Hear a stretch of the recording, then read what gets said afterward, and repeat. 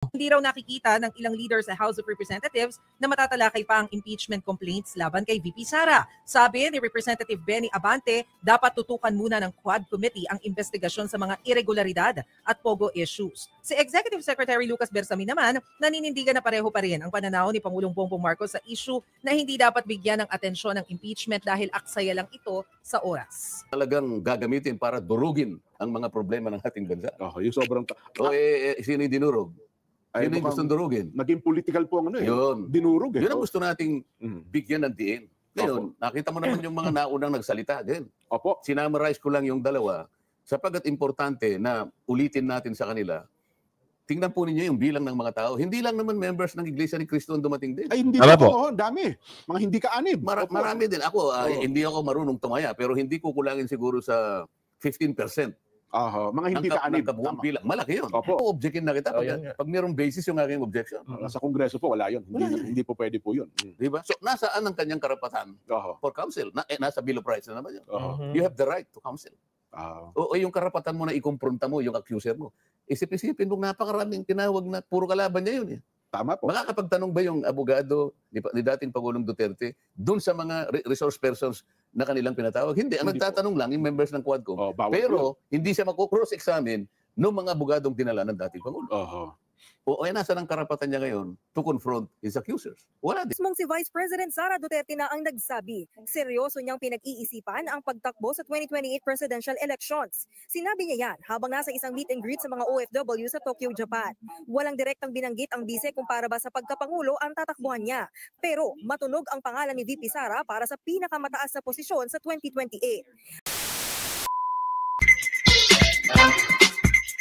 Yes. Good morning mga kasama. Nandito na naman si Kuya Goods nagbabalik. At syempre, kung hindi ka pa nakasubscribe sa ating channel, pa-subscribe na lang po at hit mo na rin yung bell para lagi kang updated sa ating mga video. 184,000 na po tayo mga kasama. At salamat ng marami ha. Hi! Ito grabe. Mukhang iurong na huwata ang impeachment. May balita ho dito. Bakit? Parang hindi na uusad. At nagsalita na rin dito ayon sa balita na ayaw talaga ng nakaupo na ma-impeach si VP Sara. Napakakulit kasi ito mga kongresista at mga bakulaw na ito na naghahain na impeachment. Ngayon abangan nyo sa dulo ng ating video kung sino ho yung magsasalita at bakit kontra na sila sa impeachment. Nakakawindang, di ba? Malacanang nanindigan sa issue ng impeachment kay VP Sara. Yun ang balita pagdating sa dulo. At syempre, kay Chikadora tayo magbabase kung ano yung balita niya sa atin. Pero bago natin simulan natin talakayan at reaksyon, sa like, sa share, all good sa po tayo dyan. Kaya like nyo yung video. At naku po, humihina na po ata ako sa inyo Hindi na tayo umaabot ng 100,000 views. Bakit kaya? Baka dito ma-share nyo yung ating video. I-like at i-share. All good tayo dyan. Salamat po. At ito, simulan natin. Chikadora, ano meron? Pasok mo. Ang gagaling ninyong mag-imbestiga, hindi naman kayo korte o kahit na piskalya. Yan. Sa naging rally kahapon ng Iglesia ni Cristo, hindi lamang sa Quirino Grandstand, kundi sa iba't ibang panig pa ng bansa. Totoo yan. Tila nationwide ang naging rally at panawagan ng Sagip Party List Representative na si Rodante Morcaleta kaysa ang maraming miyembro ng Iglesia ni Cristo. Binakbakan hindi lamang ang gobyerno na tila may mga maling ginagawa sa taong bayan, kundi lalo na ang mga kongresistang kitang-kita naman raw kung paano politikahin ang Vice President na si Sara Duterte, maging ang kanyang ama na si former President Rodrigo Roa Duterte.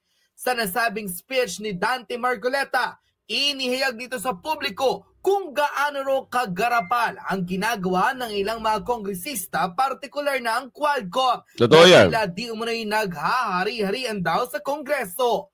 Sa kanyang naging pananalita, isiniwalat mismo ni Marcoleta na tila marami sa mga kongresista ang feeling mga abogado, kahit na tila wala naman raw silang sapat na kaalaman para sa di umunay ginagawang investigasyon ng Kongreso. Tama ho yung narinig yung mga kasama. Ito mga magaling sa nagmamagaling. Ito ho yung nagpipiling sa pilingero. Nakakatuwa, no? Akala nyo maraming laman, pero ang sabi nga ng matatanda, ang paglata raw ay maingay, ibig sabihin empty. Totoo ba yun? Napakinggan nyo ba yun dati? Ang sabi ng matatanda, pag ang lata ay walang laman, maingay. O sino ho ba yung nag-iingay dyan at nagmamapiling? Kung napapansin nyo, yung walang mga distrito, sila ho yung nagiging boses at sila ho yung nagpapakontempt. At sila ho, ang kala mo, nag-iaastang mga siga. Ito ngayon, nangalampag na. O sino man yung napanood nyo noong nakaraang araw na milyon-milyon. Bakit ata parang may balita rito na ayaw nyo nang ituloy yung impeachment? Saan kayo natakot? Sa nakaupo o doon sa milyon-milyong gumawa ng peaceful rally? Kasi kung ipipilit nyo, yung kagustuhan nyo, sigurado. Sigurado. Hindi nyo ba naintindihan kung ano yung sinabi doon? Nakakatuwa ito mga ito. Talaga naman, At talagang yung meron pa yung dalawang babae. Yung dalawa, isa yung taga-Malaysia, Sabah, Malaysia, at yung isa taga-Bundok. Talagang nagngangaw pa rin sila, nagpa-interview pa rin talaga sila. 'Di ba? Yung iba nga ayaw na magsalita dahil nahadlok nga, sabi ni Aling Margarita, nahadlok na. Naisipon na ako, lamig Tensya na nahadlok na. Ano pang iisipin nyo? Tama na, ito, pakinggan pa natin. Batay mismo sa Sagip Party List Representative, tila nag-aastang korte nga raw ang mga mambabatas na ito kahit na hindi naman raw sila talaga ang dapat na gumagawa ng tungkulin ng ilang ahensya ng pamahalaan. Naungkat kasi sa nasabing rally ang di umano'y pinagtutulungang si Vice President Sara Duterte ng mga kongresistang tila alagad raw ni Martin Romualdez at may iisang misyon. Ito ay ang sira ng pamilya Duterte at patalsikin sa pwesto sa Vice President Sara Duterte. Ngunit tila hindi dito nakakibo ang maraming Quadcom members, maging ang 4 na chairman nito, kung saan hayagang isiniwalat ni Marcoleta sa publiko kung gaano raw nila minamanipula ang Kongreso at hindi na raw nirespeto ang ikalawang Pangulo. Tama. Dahil dito, maging ang kilalang fiscal officer na si Darren Cañete ay humanga sa Sagip Party List Representative at naniniwalang malaki ang may tutulong ito sa pag-unlad at pagkabit ng hustisya sa bansa. Totoo yan. Ayon sa kanya naging public posts, Rodante Marcoleta stalked me as an impressive public orator yesterday. He speaks with a directness that can only come from one who speaks truth without reservation. Unquote. Narito at panoorin ang reaksyon. Sipin nyo yung iba ay napahanga, tayo pa. Na tayo ay simpleng mamamayan lang. Sino ba hindi hahanga dito sa isang mama na ito, na isang senador na ito? Siya ho ang lumaban, nag-iisa. Ang naging boses doon sa Kamara noong pinagtutulungan si BP Sara. Dahil sa katapangan ng senador na ito, nabulgar lahat ng mga kapantutan. Kung sino man yung bumatikos at kumuha ng hopya dito kay Senador Marcoleta. Ngayon, asa na yung boses mo? Wala pa kaming nakikita mga sa...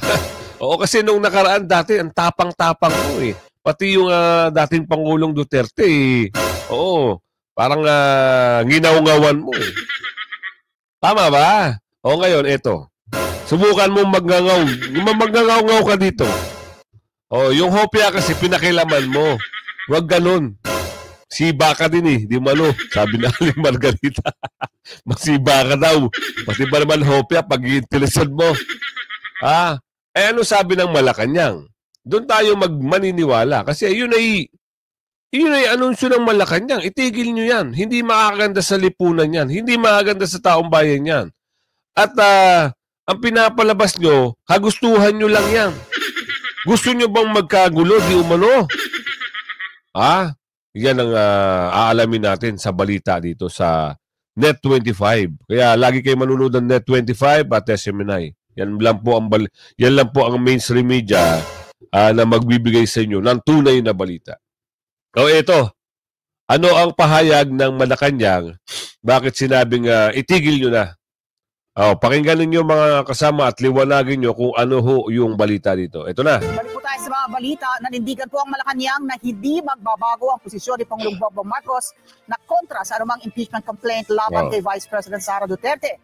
Gaya ng posisyon ng mga lumuhok sa National Rally for Peace. Suportado ng Pangulo na hindi dapat matuloy ang impeachment dahil magdudulot ito ng gulo, pagkawatak-watak, pamumulitika para sa sariling interes ng ilan at hindi para sa kapakanan ng mga mamamayan. Eden Santos sa balitang yan. Pagkatapos ng mapayapa at matagumpay na National Rally for Peace na pinangunahan ng Iglesia ni Cristo sa buong bansa, nanindigan ng Malacanang sa posisyon ni Pangulong Ferdinand Marcos Jr. na hindi susuportahan ang anumang hakbang sa House of Representatives na pagsusulong ng impeachment complaint laban kay Vice President Sara Duterte. Kinumpirma ni Executive Secretary Lucas Bersamin na hindi nagbago ang posisyon ng Pangulo sa issue ng impeachment sa Kamara. Inilabas ang statement ni Bersamin pagkatapos ang malawakang rally sa iba't ibang venue sa Luzon, Visayas at Mindanao na dinaluhan ng halos 2 milyong Pilipino batay sa pagtaya ng Philippine National Police. Nakaka-proud nga po kasi compared sa mga ibang rally po is talagang yung Iglesia ni Cristo po pinaghandaan po yung posibleng pagkalat ng busura. May tagapulot na po kagad at halos lahat po may hawak po na trash bag po na pwedeng paglagyan po ng mga basura po nila. This is how we made our workflow better than ever with Monday.com. It gave our team. Bukod sa Quirino Grandstand, Manila, na ayon kay PNP National Capital Region Chief Police Brigadier General Anthony Aderin ay umabot sa mahigit 1.6 milyong Pilipino ang pagkaisa sa rally doon. Dinagsari ng mga tao ang Rizal Park, San Pedro Square sa Davao City, Quirino Stadium sa Bantay, Ilocos Sur, City of Ilagan Sports Complex, Ilagan City sa Isabela, Don Pedro Vicente Park sa Puerto Princesa City sa Palawan, Sawangan Park sa Legazpi City, Albay, Capitol Park and Lagoon sa Bacolod City, Negros Occidental. Kasama rin ang Plaza Divisoria, Cagayan de Oro City sa Misamis Oriental, Cebu South Road Property sa Cebu City. Ano na narinig nyo? Serbisyo, huwag sariling benepisyo. Kung ikaw ay may common sense, isang malaking palaisipan ito sa mga bakulaw. At kung sino naman ang tatamaan ito. Sa totoo, ito ay magaling na ano man tawag dito? Coach ba tawag dito? O yung mga matalinghagang salita ho yung mga nasa placard na ito eh. Kaya huwag nyo na ituloy. Pero mamaya ho, parang meron na balita na ia-atras na daw, di umano.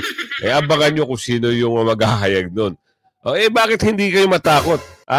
Kung sino man nakaupo. Sinabihan na kayo na sagabal lang yung impeachment na yan eh. Gusto nyo pa rin yung isulong? At kakalabanin nyo pa kung sino nakaupo ngayon? Meron pang kongresista, naghihintay raw ng pirma. Ayaw na nga lang nakaupo. Nagpapapirma pa rin kayo. Ang titigas talaga ng ulo nyo. Kaya gigil sa inyo yung mga sambayan ng Pilipino. Sipin nyo doon sa Quirino Grandstand, umabot ho ng 1.6 o kulang-kulang 2 milyon. Paano ho pa yung 10 area o yung venue, nakita nyo naman na hindi mahulugang karayom. Sipin nyo, hindi pa kayo matatakot noon? Kaya nga yung in-interview yung isang taga-South, hindi na ho makasalita. Salamat na lang daw, nakikiisa na lang daw siya. Hey, kwento nyo sa pagong yan. Para mag-aalaman tayo. Para malaman nyo kung ano yung mga ginawa nyo sa taong bayan. Diba? Kayo huri na sumira sa pangalan nyo. Sayang! Pagagandahin nyo na lang yung pangalan nyo. Kaso pinabantot nyo ng pinabantot. Eto. Sino paniniwalaan natin? Yung mga bakulaw sa Kamara o si Senador Marcoleta. Dito ako kay Senador Marcoleta. Ang sabi sa ganang mamayan, eto alamin nyo kung paano bigyan ng boses si Senador at ni Kuya Jen at ni Kuya Nelson ang balitang ito. Pasok natin.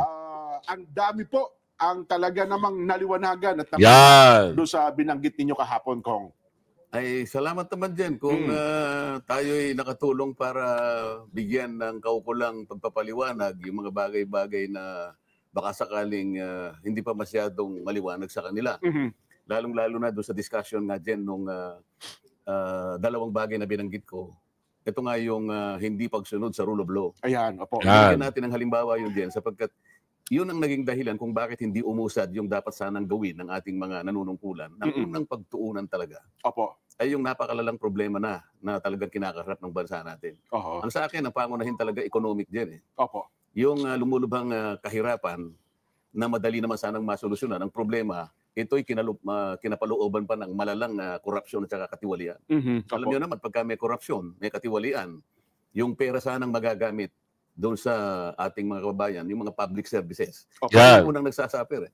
Ang unang nagsasaper kapag masyadong mataas ang bahagdan ng katiwalian, yung marginalized. Sila kasi yung karaniwan yung masa, no? Na nakatatanggap ng public services. Ito yung tungkol sa pangkalusugan. Ito yung public education. Ayan. Yung ating public order, yung public safety. Opo. Diyan po nakatuon yan. Ngayon, kung halimbawa, mababawasan pa yung perang gagamitin mo dyan, mahirap na nga ang buhay, lalo pa siyang ihirap din. Tama. Yan. Kaya gusto kong bigyan ng emphasis yun. Dahil nga, imbes na yun ang bigyan nila ng pangunahing pagtugon. Isipin mo na lang, inilatag ko nga yung tungkol sa kuryente. Yan. Opo. Hiyawan ng mga tao ko, ha? 10 panukalang batas kung paano natin sana maisasagawa kahit unti-unti lang, yung maibaba natin ang presyo ng kuryente sa ating bansa. Kalain mo naman sa 10 bills na yun din, may kakambal pa yun na 12 resolusyon. Opo. Meron yatang isang nadinig pero parang pahapyaw lang. Ito yung kailangan ng bansa natin. Opo. Isipin mo na lang ang ibubunga ng mababang kuryente dyan. Yung negosyante talagang magaganyak kang pupunta rito. Dahil napakalaki ng bahagi ng kuryente sa production cost. No, Nelson, alam ng batar mo yan. Totoo po. Paano? Kaya ayaw niyang pumunta dito. Maghahanap siya ng ibang lugar na kung saan nakikita niya na mababa yung production cost. Katulad ng Vietnam, ng Thailand, ng makaratig bansa natin. Hindi lamang yun. Yung pangako ng batas na kinakailangang mababa ng serbisyo ng kuryente. Sana hindi na sana isinulat yun na bilang isang pangunahing layunin. Opo. Ito yung hindi nalalaman ng ating kababayan dahil hindi ho binabalita ng alam nyo na, mga magagaling na media. Pero dito, sa ganang mamayan, sa Net25, sinasabi nila, nasa saligang batas. Dapat mababa ang singil ng kuryente. Kita nyo, si Senador Marcoleta nagsasabi, pero matagal na tayong niloloko ng gobyerno at itong mga malalaking bakulaw na network. Kita nyo. Ngayon, mamumulat na tayo. Dahil pinapamulat tayo ng mabuting tao kagaya ni Senador Marcoleta. Kaya wag natin pababayaan yung PDP line. Siyempre, number 1 natin si Senador Marcoleta. At isama nyo yung dalawang doktor. Sino yung doktor? Si Doc Willie Ong at saka si Doc Richard Mata. Isama natin. Yung PDP, yung party list, Duterte party list, PPP party list, Panaw party list, Sagip party list ni Senador Marcoleta. Malinaw sa malinaw, nasa konstitusyon, nasa ligang batas, na dapat ang singil sa kuryente ay mura lang. Pero wala hong nagbabanggit. Bakit? Alam nyo na, di ba?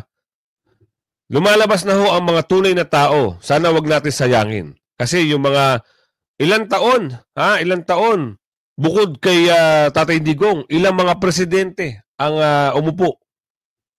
Wala. Tatay Digong, minulat tayo sa katotohanan, di ba? Yung mga alam niyang mga hindi gagawa ng maganda, pinagsisibak niya. Yung pinagbabawal na hindi, tinanggal niya. Di ba? Marami tayong benefits kay Tatay Digong. Ito pa, kaisa pa si Senador Marcoleta. Sigurado, mga kasama, for sure, mas gaganda, lalo na mababa ang singil ng kuryente. Tuloy natin to. Isip-isipin mo, sasabihin niya, idulot mo yung kuryente. sa abot kayang halaga. Affordable kasi yung termino dyan. Abot kaya, tama po. O imbes na abot kaya, anong nangyari? Abot langit. Naku, abot langit ang presyo. Bakit nilagay pa natin yung pangunahing layunin na yun kung hindi naman para matutupad? Kaya natin pinipilit yun. Sa mga tweet, ang aking ginagawa, sang-ayon sana sa kagustuhan ng batas, ipatupad natin. Ayun. Pagpapatupad, anong nangyari? Tayo na ang pinakamataas. Ang singil ng kuryente sa buong Asia. Nagkaroon tayo ng batas ukol sa IPIRA, yung IPIRA law, kung 20 taon na nakalipas, mukhang hindi nasunod ang layo po ng IPIRA. Kaya nga, so yun sana yung dapat na unahin. Anong inuna? Gumawa ng pagkalaki-laking komite. Sa unang kasaysayan ng House of Representatives din, kinailangan na yung 4 na separate committees, public account, public order, drugs, and human rights, pinag-isa. Sana yung pinalakas, yung in-energize na isang komite ay talagang gagamitin para durugin ang mga problema ng ating bansa. Yung sobrang... Sino yung dinurog? Yun yung gustong durugin. Naging political po ang yun. Dinurog. Yun ang gusto nating bigyan ng diin. Ngayon, nakita mo naman yung mga naunang nagsalita din. Sinamarize ko lang yung dalawa sapagkat importante na ulitin natin sa kanila. Tingnan po ninyo yung bilang ng mga tao. Hindi lang naman members ng Iglesia ni Cristo ang dumating din. Ay, hindi po. Dami. Mga hindi ka-anib. Marami din. Ako, hindi ako marunong tumaya, pero hindi ko kulangin siguro sa 15%. Mga hindi ka-anib. Bilang. Malaki yun. Na sama-samang dumalo doon. Ngayon, kung narinig nila yung paglalagom natin, itong bilang na ito ng mga tao, gusto nilang katawanin yung sama-samang damdamin at mithiin ng taong bayan. Unahin po ninyo. Unahin po natin ang makagaganda sa ating bansa. Kung ipakibigyan nyo ng emphasis, ano ba ang magiging epekto? Kung halimbawa, una, napababa natin ang presyo ng power, ng kuryente, ano ang magiging epekto nito sa ating mga pangunahing bilihin? Di ba? Kasi ito unang-una, kapag nangyari yun, sapagkat yun isa rin doon sa nakasulat na layunin, nandun sa section 2 lahat yun dyan eh. Merong subparagraph A, B, C, D, E, F nakalagay. Isa doon ang nakalagay para sa ganun kanya maipundar ang mga negosyo at maging mababa ang presyo ng commodities. Nakasulat na nakasulat eh. Mangyayari yun kasi, Nelson, kung marami yung magtatangka na magtayo ng pabrika. Magnegosyo sa atin. Negosyo. Kasi mababa na yung production cost. Akalain mo ba na ang production cost na magagaling sa kuryente 60%? Wow, ang tindi nun. Kung napababa mo, halimbawa, naging 40% na lang, Nelson. Yung diferensya na yun, siyempre, pupunta sa kita ng kumpanya. So magaganyak sila. May inganyong pupunta rito. Ano naman ang epekto sa mga kababayan natin? Yung dagdag na trabaho. Kung merong hanap buhay, available. Iisipin mo yung napakaraming paggawaan na tatayo sa bansa natin. Mangangailangan niya ng maraming magtatrabaho. Pag maraming trabaho, Nelson, ano naman ang mangyayari? Dagdag na kita. May hanap buhay ang tao. May dagdag na kita. Ang buhay niya medyo giginhawa. May ganansya. At pag maraming negosyo rito, maraming gumagawa ng mga produkto, marami ang produkto, bababa ang presyo din. Yun ang magiging picture ng isang kinabukasan na gusto natin sanang makita kagad sa lalong madaling panahon. Dalawang pangunahin ko, ni kuryente at yung labor laki din ng ating... Isipin mo yung ma-generate na manggagawa dyan. Napakalaki. Lalaki pati, susulong pati ekonomiya mo din. Pag sumulong ekonomiya mo din, yung buwis, lalaki rin. Anong epekto pag lumaki yung buwis? Aba, yung deficit natin, baka ba wala na yung deficit, hindi ka na mangungutang. Kagaya ng binanggit ko kahapon din. Out of 6.3 trillion na ating panggastos sa taong ito, ang projected na income lamang ng ating bansa ay 4.6 trillion. Magkano diferensya, Nelson? Mga 1 trillion na 6.3 minus 4.6. O magkano ang ano? Anong ilan? Kasi dapat ito kahapon, higit 1 trillion to. Dagdagan natin yung ano, kasi meron naman tayong kumisan na ipupundar ng mga tax revenues eh. Non-tax revenues na nanggagaling sa mga GOCCs. At kumisan, kumikita rin ng gobyerno natin sapagkat meron siyang mga ibebentang mga assets o kaya yung kanyang mga pinarerentang mga pasilidad. Pero ang taya lang, halos 200 billion lang. Sa mga tweet, 4.8 billion lang yung ating nakikitang income. O 6.3 yung ating yung ating kailangan pera, no? Ito ang 6.3 din. Lumalarawan sa pangkalahatang gastusin na ito yung tutugon sa napakaraming pangangailangan ng bawat isang mamamayan. Siyempre, kinakailangan mong itatag yung kanyang seguridad. itatag mo yung kanyang kung paano sila kikita na kailangan makapag-grade ka ng employment. Siyempre po. Kailangan yung peace and order nandyan. Yung pang-edukasyon ay ilatag mo. Nandyan ang future ng ating mga leaders. Lahat ito eh. Ngayon, kung halimbawa, ang deficit mo, katulad ng pagkakakwenta ko, 1.5 trillion. 1.5. Ito po yung 1.5 trillion. Yun po yung utangin natin eh. Wala naman tayong mapagkukunan eh. Yan. Sana man lang, hindi sana 6.3 trillion ang inilatag natin. Pero sabi nila, ito lang ang talagang makatatakip sa pangangailangan ng bawat isang Pilipino. So kung yun nga, magsikap tayo, maghanap buhay tayo. Kumbaga sa pamilya Nelson, si Nelson, ang kinikita niya ay 20,000 pesos. Kunwari, yun ang malinis. Isang buwan, opo. Ang misis niya, kunwari, ang budget ko niya ngayon, Nelson, 35. Sasabihin nila, sa mahal ng bilihin eh. medyo delikado naman tayo dyan, darling. 20 lang kinikita ko, 35 ang gastos. Baka tayo mahirapan. Alam mo naman, kahit anong klaseng gawin ko na sa pagbabanat ng buto, hanggang 20 lang talaga ang ating may pupundar eh. Pwede ba ikang medyo magano muna tayo. Mag-stress tayo. Maghigpit tayo ng sinturon. Yan. Di ba? Para sa ganun, hindi na tayo mangutang.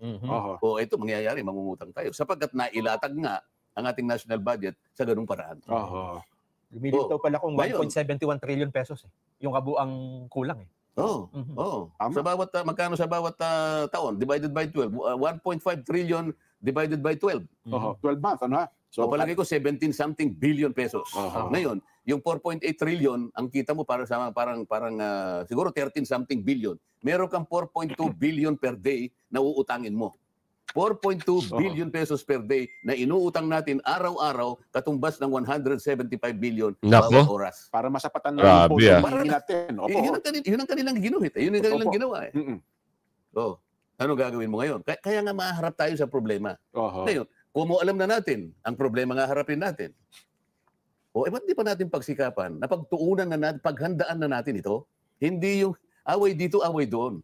Kaya nga, nagtaka ko nung gumawa tayo ng napakalaking makapangyarihang komite na kung tawagin ay Quadcom. Ito lamang sana ang kailangan mo para bakahin mo yung napakalaking problema. Ibig sabihin, kung malaki ang problema, kaya tayo nagtatag ng malaking super committee. Tama. Tatapatan natin. Ang bigat ng problema yan para mapagaan natin. Ano nangyari? Di pala yun ang layunin din eh. Baka naman bumawi kasi mas bumunguso lang ng mas malaki pang komite. Ginawang kinta. Mas malaki daw po sa quad ito. Kung kinta komite na ang layunin po naman yun, may kinalaman na sa ating mga pangunahing bilihin at mga presyo ng mapaba. Ang isa ata sa agenda nila ngayon ay imbestigahan yung sobrang taas ng sigil ng kuryente. Mukhang yun ata ang focus ngayon ng kinta committee, Kong. Alam mo, bago nagtapos ang 2024, last year, yung tinatawag na young gun sa amin, gumawa ng press release eh. Na ibababa daw ang kuryente bago matapos ang taong yamon. Ibig sabihin, before December, nakapaglatag sana sila ng panukalang batas na makapagbababa. Ilalatag lang naman eh. Bakit pa kayo maglalatag? Yung nilatag ko nga, 10 isa hindi nyo dininig eh. Yun. Kaya ako nagtatawa lang, ano kayang gagawin ito? Pero sa totoo lang, natapos ang 2024. Wala naman, kahit isa. Dapat pala ginawa ng Young Girls. Kunin nyo nga yung 10 bill ni Kong Dante. Halika, reviewin nga natin yan. Dapat siguro ganun pala, Kong. Dapat man lang. O kaya tinulungan nila akong kausapin yung Committee on Energy. Ayan, na unahin na nga natin yan. Andyan na pala yan eh. Ba't pa tayo magtatangka na gumawa pa? Nandyan na yan eh. Yan na lang. Di ba? Anong ginawa nila? Imbes na tinulungan ako. Tinanggal kayo sa Committee on Energy. Sa mga committee hawak ninyo. Yan ang sinasabi ko sa iyo. So, kung sino yung nag-iisip, kung sino yung gustong gumawa ng mabuti, siya pa yung babalikan. At para bang ako'y nakagawa ng napakalaking kasalanan din. Kaya nga. Hindi lamang yun. Hindi lang yung Quadcom. Hindi ba? Pinasimulan nila na usigin ng Vice President. Binanggit ko kahapon yung ibang bahagi na, bakit yung paraan ninyo? Doon pa lang sa paraan para lang matawag, masabi ng Vice President, mali na eh. Illegal na. Yung pag-privilege speech. Alam mo, hindi may iwasan na babalik-balik kami doon eh. Halimbawa, natuloy ang impeachment. Kakalkalin ko yun eh. Ngayon, pinag-usapan natin, paano yung pamamaraan ng Quadcom? Naalala mo ba yung isang babae ron na ipinatawag? Cassandra Ong ba yun? Si Cassie Ong. Tama. Pero sa Pogo yun eh. Quadcom yun eh. Quadcom. Yung maganda. Binabalikan ko lang yun. Ang sabi niya, hindi ko sa ulado pero halos ganito yung sinabi niya eh. Kasi tinatanong siya, boyfriend mo ba yun? Kanya. Yun. Yung kapatid ni Alice Guo. Sabi niya, bago yun, tinanong siya, saan ka ba nag-aral? Ano bang course ang natapos mo? Ang sabi nung Cassandra Ong, Your Honor, pwede po bang hindi ko na lang sagutin yung tanong nyo? Kung saan siya nag-aaral, tsaka tama. Oo, ay may ano ba? Tinatanong ko lang naman ng ano eh. Alam mo kung bakit ganun yung salita ng babae? Maski na hindi niya alam yung technicality noon. She was invoking her right against self-incrimination. Tama. Okay. Isang karapatan na pinoproteksyonan ng ating saligang batas, nasa Bill of Rights yun eh. Tama po. Alam mo, Nelson, Jen, yung Bill of Rights, ito yung matibay na pader. Okay. Na hindi pwedeng gibain kahit ng gobyerno. Kung gagawin mo, uusigin mo yung mga mamamayan. Ganun pala yung may mga karapatan Bill of Rights, ano? Kaya nga meron tayong salitang nakasulat sa bato. Nakasulat sa pader, yan. Sabi, isip-isipin mong, kapag hindi ka niya sumagot, iko-contempt kita eh. Totoo yun. Napaload natin yun. Ito yung lahat ng mga karapatan na ayaw ibigay sa kanila. Doon sa panig ng mga dating Pangulong Duterte, wala siyang karapatan na magsalita sa kanya yung mga abogadong dinala. Meron lang silang karapatan na i-advise siya sa kanyang karapatan. Tandaan nyo, nag-enter sila as counsel to advise the former president about his rights. Pero they did not enter themselves as counsel. Iba yun eh. Yung counsel kasi, pwede mo consult anytime. Magsalita. Ipagtatanggol ko yung kliyente ko kahit sa tayo makarating. Doon pa lang sa pagtatanong mo, objectin na kita pag mayroong basis yung aking objection. Sa Kongreso po, wala yun. Hindi po pwede po yun. Diba? So, nasaan ang kanyang karapatan for counsel? Nasa Bill of Rights na naman yun. You have the right to counsel. O yung karapatan mo na ikumpronta mo yung accuser mo. Isip-isipin mo, napakaraming tinawag na puro kalaban niya yun. Tama po. Makakapagtanong ba yung abogado ni dating Pangulong Duterte doon sa mga resource persons na kanilang pinatawag? Hindi. Ang nagtatanong lang yung members ng Quadcom. Pero hindi siya cross-examine ng mga abogadong dinala ng dating Pangulo. Nasa ng karapatan niya ngayon to confront his accusers? Wala din. Ayan malinaw sa malinaw mga kasama. Kaya dito sa Gana Mamayan at Net25 at SM9, dito lang ang totoong balita eh. Diyan lang kayo makapanood ng maayos na balita. Eto, napag-usapan yung impeachment. Mukhang hindi nahata daw itutuloy. Di umano. Eto, kung ano yung balita yan, alamin natin. Bakit hindi na itutuloy? Natakot ba? O sinabihan ba ng kung sino nakaupo? Kawawa naman yung leader nyo. Napahiya na. Pahiya na yung leader nyo. Bakit? Siya yung nag-uutos eh. Ngayon, eto na. Baka magtalo-talo na sila dyan. Yung isa nga, nasibak na. Ewan ko, nasibak talaga. O talagang kusa nag-resign dahil hindi na maatim. Di umano, yung nangyayari. Eto, ipasok mo. Hindi raw nakikita ng ilang leaders sa House of Representatives na matatalakay pa ang impeachment complaints laban kay VP Sara. Sabi ni Representative Benny Abante, dapat tutukan muna ng Quad Committee ang investigasyon sa mga irregularidad at pogo issues. Si Executive Secretary Lucas Bersamin naman, naninindigan na pareho pa rin ang pananaw ni Pangulong Bongbong Marcos sa issue na hindi dapat bigyan ng atensyon ng impeachment dahil aksaya lang ito sa oras. Narinig nyo. Wala na. Tapos na ang laban. Hindi na uusog. Hindi na bibigyan ng atensyon. Ayon sa video, tayo nag-reaction lang. Pabor ba kayo mga kasama doon sa sinabi ng na balita na hindi na uusad? Ako, pabor ako. At doon sa sinabi ng kung sino nakaupo kayo na sayang lang ang oras. Huwag yung pag-aksaya ng oras yan dahil mas marami pang bagay na dapat ayusin. O marami bang dapat na imbestigahan bukod dyan sa sinasabing impeachment. Mas papabor ako dito sa balita na to kasi for sure, marami na hong humihiling ng pagtakbo ni VP Sara. Kaya ito, maliwanag sa maliwanag, sila na ho ang magbabalita sa atin para mas maganda. At malinaw para sa atin lahat. Diretsahan ang sinabi ni Vice President Sara Duterte na posible siyang tumakbo sa 2028 presidential elections. Para sa isang kaalyado ng mga Duterte, patunay ang peace rally ng Iglesia ni Cristo sa dami ng mga sumusuporta kay VP Sara. Totoo yan. Frontline ng balitang yan, si Camille Samonte. Mismong si Vice President Sara Duterte na ang nagsabi, seryoso niyang pinag-iisipan ang pagtakbo sa 2028 presidential elections. Sinabi niya yan habang nasa isang meet and greet sa mga OFW sa Tokyo, Japan. Walang direktang binanggit ang bise kung para ba sa pagkapangulo ang tatakbuhan niya. Pero matunog ang pangalan ni VP Sara para sa pinakamataas na posisyon sa 2028. Dagdag pa ng bise, hindi na dapat magpatuloy ang paurong daw na nangyayari sa bansa ngayon. Marami raw ang dapat ayusin sa polisiya ng gobyerno. Pero kaya raw itong magawa basta magkakaisa ang publiko. Tama! Matatanda ang dati ng sinabi ni VP Sara na sa 2026 siya magdedesisyon kung tatakbo ba siyang presidente o hindi.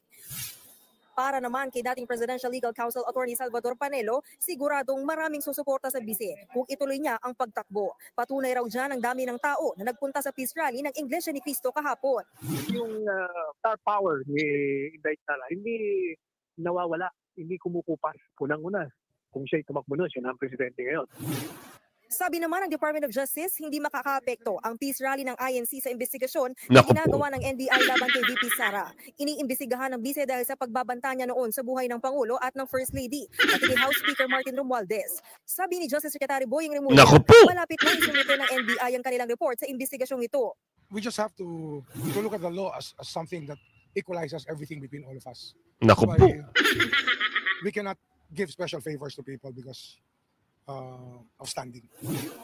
Bukod sa posibleng kaharaping kaso sa DOJ, may 3 impeachment complaint pa laban kay VP Sara na nakabinbin sa Kamara. Nagbabalita mula... Nako, ate, wala na. Yung balita kanina, baka daw hindi na uusad at ayaw na. Ayun yung unang balita. Kaya naman hindi pa ba sila yung nagsalita ka, hindi pa natatauhan? Milyon-milyon. Bahala kayo. Ayan ang sabi ni Aling Lourdes dito. Kaya sabi nga sa inyo mga kasama, okay, pahuli sa mga balita, issue at reaksyon ng bayan ha. Like ang video at i-share hanggang sa muli. Mamayang hapon po ha. Mamayang hapon, meron po tayong upload. Pag hindi nagno-notify sa inyo yung video natin, kalkalin nyo ho yung YouTube. Meron po tayong upload. Ayan, hanggang sa muli. Bye-bye.